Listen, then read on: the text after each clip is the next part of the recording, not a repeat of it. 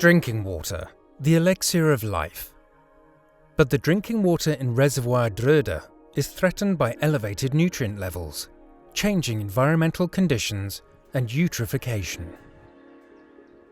In the EU project FERRO, the Helmholtz Centre for Environmental Research, UFZ, is developing innovative circular solutions to protect such bodies of water. Dr. Talent Dadi and Louis Browner are part of an international, interdisciplinary team committed to a new era of lake restoration. Phosphate from agricultural land promotes algal blooms and endangers water quality. Eutrophication from nutrient inputs from the catchment is a major challenge for water supply. UFZ is tackling this issue by trapping diffuse phosphorus directly at the inlet into the reservoir.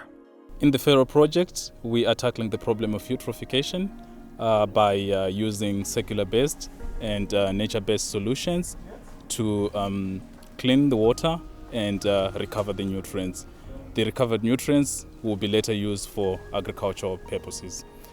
We have got 5 demonstration sites that are in Czech Republic, Denmark, Estonia and Germany.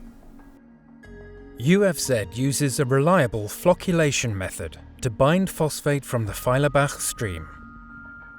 Here at Dröda, we are applying a method where we are capturing phosphorus at the inflows of the reservoir using an ion-based flocculant. Ion has a unique ability to trap phosphorus, thereby forming some flocs that will quickly sink to the sediment. By doing so, we are able to remove the nutrients from the water, and also we are able to recover these nutrients for later use in agriculture.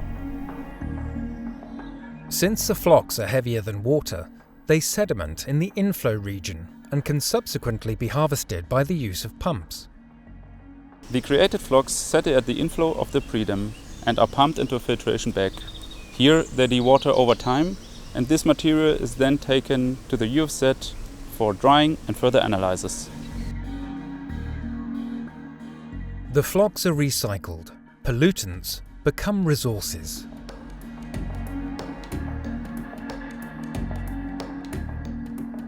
To monitor the effects of water treatment, scientists use monitoring buoys and take water samples.